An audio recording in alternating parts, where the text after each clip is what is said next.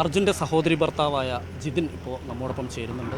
എന്തായാലും ദൗത്യം പൂർണ്ണമായും നിർത്തിയ പോലത്തെ ഒരു അറ്റ്മോസ്ഫിയറാണ് ഇവിടെ ഉള്ളത്. കാരണം ഇവിടെ സൈന്യം അടങ്ങിയിരിക്കുന്നു. ഇവിടെ ഇപ്പോൾ റോഡിലേക്ക് വീണിരിക്കുന്ന മണ്ണ് നീക്കം ചെയ്യുന്നൊരു പ്രവൃത്തി മാത്രമാണ് നടന്നുകൊണ്ടിരിക്കുന്നത്.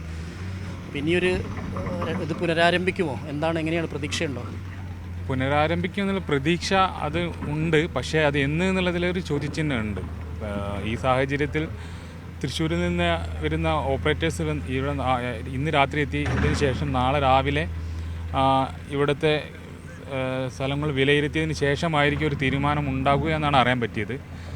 അത് വിജയിക്കുകയാണെങ്കിൽ പിന്നെ ഒരു കുറച്ച് ദിവസത്തിനുള്ളിൽ ഇവിടെ എത്തും എന്നാണ് അറിയാൻ പറ്റിയത്. പക്ഷേ ഇത്രയും നീണ്ടു പോകുമ്പോൾ കുടുംബത്തിനൊരു മാനസിക വിഷമമുണ്ട്. പക്ഷേ എന്ത് ചെയ്യാൻ പറ്റും, നമുക്ക് നമ്മുടെ കയ്യിലല്ലാന്നെല്ലാം മനസ്സിലായിട്ടുണ്ട്. ഒന്നും എങ്കിലും അത് ഡ്രഡ്ജിങ് ചെയ്യാൻ കഴിയുമെന്നുള്ളൊരു പ്രതീക്ഷ തന്നെയാണ് അല്പസമയം മുമ്പ് MLA പങ്കുവച്ചത്. 2 MLAമാരും അങ്ങനെ തന്നെയാണ് പറയുന്നത്. ഇനി നമ്മുടെ ഒരു ആകെയുള്ള പ്രതീക്ഷ അത് തന്നെയാണെന്നും പറയുന്നു. പക്ഷേ ഗംഗാവലി നദിയിൽ ഇപ്പോഴും ശക്തമായ ഒഴുക്കാണ്. ഒപ്പം തന്നെ ഇപ്പം നിലവിലുള്ള ഈ ഡ്രഡ്ജിങ് കേരളത്തിൻ്റെ മണ്ണുത്തിയിലുള്ളത് അത്രത്തോളം പോസിബിളാണോ എന്നുള്ളൊരു സംശയവും നിലനിൽക്കുന്നുണ്ട്. അപ്പോൾ ഈ ഒരു സാഹചര്യത്തിൽ അത് എത്രയും വേഗം ഇത് സാധ്യമാവുമെന്ന് തോന്നുന്നുണ്ടോ? അല്ല, കാലാവസ്ഥ മുന്നത്തെ അപേക്ഷിച്ച് ഇന്നലെ മുതൽ നല്ല കാലാവസ്ഥ, അനുകൂലമായ കാലാവസ്ഥയാണ്. ഇന്നലെ മുതൽ നദിയിലെ വെള്ളത്തിൻ്റെ അളവ് ക്രമാതീതമായിട്ട് കുറഞ്ഞിട്ടുണ്ട്. ഒഴുക്കും അതിനനുസരിച്ചിട്ട് കുറഞ്ഞിട്ടുണ്ട്. പിന്നെ വെള്ളത്തിന് തെളിച്ചവും വരുന്നുണ്ട്. പ്രതീക്ഷ നൽകുന്നുണ്ട്. ഈ ഒരു തുടർച്ച 2 ദിവസം കൂടി നിന്നാൽ നല്ല ക്രമാതീതമായിട്ട് വെള്ളം കുറയുമെന്ന് തന്നെയാണ് പ്രതീക്ഷിക്കുന്നത്. ആ ഒരു സമയത്തേക്ക് ഈ മിഷനും എത്തിച്ചേർന്നാൽ അത് റിസൾട്ട് ഉണ്ടാക്കാൻ പറ്റുമെന്നൊരു പ്രതീക്ഷയുണ്ട്. പക്ഷേ അതിനിടയിൽ ഇവരെന്തെങ്കിലും, കാരണം ഇന്നലെ പറഞ്ഞത് നാവികസേനയും കരസേനയും ഇവിടെ തുടരും, മറ്റ് ഡിപ്പാർട്ട്മെൻ്റെല്ലാം ഇവിടെ തുടരുമെന്നെല്ലാം പറഞ്ഞിരുന്നു. പക്ഷേ അങ്ങനെ ഒരു സാഹചര്യം നമുക്കിവിടെ കാണാൻ പറ്റുന്നില്ല. ആകെ 1-2 പോലീസുകാരുണ്ട്. പിന്നെ അതുപോലെ തന്നെ ഈ മണ്ണ് നീക്കം ചെയ്യുന്നൊരു ആളുകളും യന്ത്രങ്ങളും ഇത് മാത്രമേ ഇപ്പോൾ ഇവിടെ. അതെ, ആ ഒരു സാഹചര്യം മാത്രമാണ് നിലനിൽക്കുന്നത്. പക്ഷേ അത് നമുക്കൊരു വിശ്വാസ്യത ചോദ്യം ചെയ്യുന്ന രീതിയിൽ അതിൽ ഇതുണ്ട് ഇപ്പോൾ. കാരണം പറഞ്ഞ കാര്യങ്ങളൊന്നും അവർ ചെയ്യുന്നില്ല. അങ്ങനെയൊരു പ്രോബ്ലം ഫേസ് ചെയ്യുന്നുണ്ട്. ഈ ഫ്ലോട്ടിംഗ് ബ്രിഡ്ജ് ഉൾപ്പെടെയുള്ള അത് ആലോചിച്ചിരുന്നു. അപ്പോൾ അതിനുള്ള ഈ ഫ്ലോട്ടിങ്ങിനുള്ള പാൻറ്റൂൺ എത്തിക്കുക എന്നുള്ളത് രാജസ്ഥാനിൽ നിന്ന് എത്തിക്കാനായിരുന്നു തീരുമാനം. പക്ഷേ അത് രാജസ്ഥാനിൽ നിന്ന് എത്തിക്കാമെന്ന് കളക്ടർ ആ യോഗത്തിൽ ഉറപ്പ് കൊടുത്തതാണ്. രാജസ്ഥാനിൽ അത് എത്തിയതുമില്ല. കാർവാറിൽ അതിനുള്ള സംവിധാനമുണ്ട്, പക്ഷേ അതിൻ്റെ വിദഗ്ധരായ ആളുകളില്ല എന്നും പറയുന്നു. അതിൽ നിന്ന് കർണാടകം പുറകോട്ട് പോയി. പക്ഷേ ഡ്രഡ്ജിങ് നടത്തുന്നത് കേരളം മാത്രം മുൻകൈയെടുത്ത് ചെയ്യുന്നതാണ്. പക്ഷേ അവിടെയും കർണാടകത്തിൻ്റെ ഒരു സഹകരണം എത്രത്തോളം ഉണ്ടാകുന്ന കാര്യത്തിൽ എന്ത് തോന്നുന്നു? തോന്നുന്നില്ല അതിൽ. കാരണം ഞാൻ പറഞ്ഞല്ലോ, തുടക്കം മുതലേ ഇവിടെയുള്ളത് ഏകോപനക്കുറവും കാര്യക്ഷമത ഇല്ലാതെ ഒരു സംവിധാനവുമായിരുന്നു. അതിൽ പിന്നീട് അങ്ങോട്ട് കുറച്ചൊരു ഇമ്പ്രൂവ്മെൻറ്റ് ഉണ്ടായിരുന്നു. അപ്പോൾ ആ ഒരു കാര്യത്തിൽ ഞങ്ങൾ 100% സംതൃപ്തരല്ലെങ്കിൽ കൂടിയിട്ടും സംതൃപ്തി ഉണ്ടായിരുന്നു അതിൽ. പക്ഷേ അതേ ഒരു സാഹചര്യം തന്നെയാണ് അവസാന നാളുകളിൽ വരെ നമ്മൾ കണ്ടത്. ഇന്നലെ വരെ ഉടനെ പെട്ടെന്നൊരു സമയത്ത് എല്ലാ തിരച്ചിലും അവസാനിച്ച് ഞങ്ങൾ തിരച്ചിൽ അവസാനിപ്പിക്കുന്നു, ഇനി നദിയിലെ ആഴം കുറഞ്ഞിട്ടേ ചെയ്യാൻ പറ്റുള്ളൂ എന്നൊരു പ്രഖ്യാപനം നടത്തുകയും ചെയ്ത്, അതെല്ലാം എന്തെല്ലാമോ ഒരു മുൻകൂട്ടി കണ്ടിട്ടുള്ളൊരു ഒരു ഇതായിട്ടാണ് ഞങ്ങൾക്ക് തോന്നുന്നത്. അത് അങ്ങനെയൊന്നും പറയാൻ എനിക്കറിയില്ല. എനിക്ക് തോന്നുന്ന കാര്യമാണ് ഞാൻ പറഞ്ഞത്. അല്ലാതെ ഇതിൽ വേറെ ഒന്നുമില്ല, വേറെ ഒരു പ്രഷറൊന്നും ഉണ്ടായിട്ടല്ല. അങ്ങനെ തോന്നുന്നു.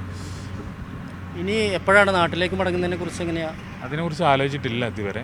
നോക്കട്ടെ, ഇവിടുത്തെ സാഹചര്യം എങ്ങനെയാണെന്ന് മനസ്സിലാക്കണമല്ലോ. കാരണം കുടുംബത്തിൻ്റെ ഭാഗമായിട്ട് ഞാൻ ഇവിടെ നിൽക്കുന്നുണ്ട്. തുടരാൻ തന്നെയാണ് ഇപ്പോഴത്തുള്ള തീരുമാനം. ബാക്കി തീരുമാനങ്ങൾ ഇന്നത്തിന് ശേഷം അറിയിക്കും. ഇന്ന് രാത്രി ഡ്രഡ്ജിങ്ങുമായി ബന്ധപ്പെട്ടുള്ള വിദഗ്ധരെത്തും, അതിൻ്റെ ടെക്നീഷ്യൻ ഉൾപ്പെടെ എത്തും എന്നാണ് അറിയുന്നത്. അപ്പോൾ അത് ഇവിടെ എങ്ങനെയായിരിക്കും എന്നുള്ളൊരു നമുക്കൊരു പ്രതീക്ഷയ്ക്ക് വക നൽകുന്നതാണ്. എങ്കിൽ പോലും അതിൻ്റെ സാങ്കേതികപരമായ കാര്യങ്ങളിലുള്ളൊരു സംശയം മാത്രമാണ് നിലനിൽക്കുന്നത്. അതെ, അത് അവരാണ് തീരുമാനിക്കേണ്ടത്. അവർ നാളെ വന്ന് സ്ഥലം ഈ വെള്ളവും ഒഴുക്കും എല്ലാം വിലയിരുത്തിയതിന് ശേഷമായിരിക്കും എന്നാണ് എനിക്ക് തോന്നുന്നത്. അത് അവർക്ക് പ്രാഥമിക ചെക്കിംഗ് നടത്താൻ സാധിക്കുമെന്നാണ്. കാരണം ആ മോട്ടറിൻ്റെ പവറും ഇവിടുത്തെ ഒഴുക്കിൻ്റെ ഗതിയും ഘടനയും എല്ലാം മനസ്സിലാക്കി പറ്റുമോ എന്നുള്ളത് സ്റ്റാർട്ടിങ് തന്നെ ഒരു മനസ്സിലാക്കാനുള്ള ഒരു കാൽക്കുലേഷൻ ചെയ്ത് മനസ്സിലാക്കാൻ പറ്റും എന്നാണ് എനിക്ക് തോന്നുന്നത്. ഒരു എഞ്ചിനീയറുടെ സഹായത്തോടെ അത് പറ്റും എന്നാണ് എനിക്ക് തോന്നുന്നത്. അങ്ങനെയുണ്ടെങ്കിൽ അവർക്ക് വന്നിട്ട് ഒന്നുകൂടി സ്ഥലം പരിശോധിച്ച ശേഷം ആ മെഷീൻ കൊണ്ടുവരാൻ സാധിക്കുമെന്ന് തന്നെയാണ് വിശ്വാസം. എന്താണ് കുടുംബമൊക്കെ പറയുന്നത്? നാട്ടിലുള്ളവരൊക്കെ ആയിട്ട് സംസാരിച്ചത് ഇപ്പം പറയുന്നത് അവരുടെ ആവശ്യം അർജുൻ എന്തു സംഭവിച്ചു എന്നുള്ളതിന് ഉത്തരം അത് കിട്ടിയേ മതിയാകൂ എന്നുള്ളതാണ്. അർജുൻ ലോറിയിൽ തന്നെയാണോ അല്ലെങ്കിൽ പുറത്ത് പോയോ? ഇപ്പോൾ അങ്ങനെ ഒരുപാട് സംശയങ്ങൾ നിലനിൽക്കുന്നുണ്ട്. ഈ സംശയങ്ങളെല്ലാം നിലനിൽക്കാൻ കാരണത്തിൻ്റെ ഒരു തരം അർജുനെ കാണാത്തത് കൊണ്ടാണ്. അർജുൻ എന്ത് സംഭവിച്ചു എന്നുള്ളത് അറിഞ്ഞാൽ മാത്രമേ അതിനെല്ലാം ഒരു ഉത്തരമാവുകയുള്ളൂ. Okay, thank you. എന്തായാലും അർജുൻ്റെ സഹോദരി അഞ്ജുവിൻ്റെ ഭർത്താവായ ജിതിനാണിപ്പോൾ നമ്മളോടൊപ്പം ചേർന്നത്. എന്തായാലും അദ്ദേഹം പ്രധാനമായും പറയുന്നത് അങ്ങനെ പെട്ടെന്നൊന്നും നാട്ടിലേക്ക് തിരിച്ചു പോകാൻ കഴിയില്ല. കാരണം എന്തെങ്കിലും അർജുൻ എന്താണ് സംഭവിച്ച് എന്ന് അറിയാനുള്ള അത് ബന്ധുക്കൾക്കെല്ലാം തന്നെ അർജുൻ ലോറിയിലുണ്ടായിരുന്നോ അതോ പുറത്തായിരുന്നോ, എവിടെ എന്ത് സംഭവിച്ചു എന്ന് അറിയണം. എന്തായാലും രക്ഷാദൗത്യം നിർത്തിവെച്ചു എന്നുള്ളത് വളരെ സങ്കടകരമായ കാര്യമാണ്. കേരളത്തിൻ്റെ ഒരു ഇടപെടൽ ഉണ്ടായി. തുടക്കം മുതൽ തന്നെ ഇതിൽ വലിയ തോതിൽ തന്നെ പ്രശ്നങ്ങളുണ്ടായിരുന്നു. അതിൻ്റെ ഒരു ഏകോപനക്കുറവുണ്ടായിരുന്നു. അതെല്ലാം പരിഹരിച്ച് ഒരു പരിധിവരെ മുന്നോട്ട് പോയതാണ്. പിന്നീട് ഇത് നിർത്തിവെക്കുകയും ചെയ്തിരിക്കുന്നു. ഇനി ഡ്രഡ്ജിങ്ങിൽ മാത്രമാണ് പ്രതീക്ഷ. അതിൻ്റെ എഞ്ചിനീയർമാരും അതിൻ്റെ വിദഗ്ധരും വന്ന് പരിശോധിച്ച ശേഷം അത് ഒരു പക്ഷേ ഫലപ്രാപ്തിയിലെത്തും എന്നുള്ളൊരു പ്രതീക്ഷ കൂടി ജിതിൻ പങ്കുവെക്കുന്നുണ്ട്. ഷിരൂരിലെ ദുരന്തഭൂമിയിൽ നിന്ന് KP ധനേഷിനൊപ്പം S Vinesh Kumar, News 18.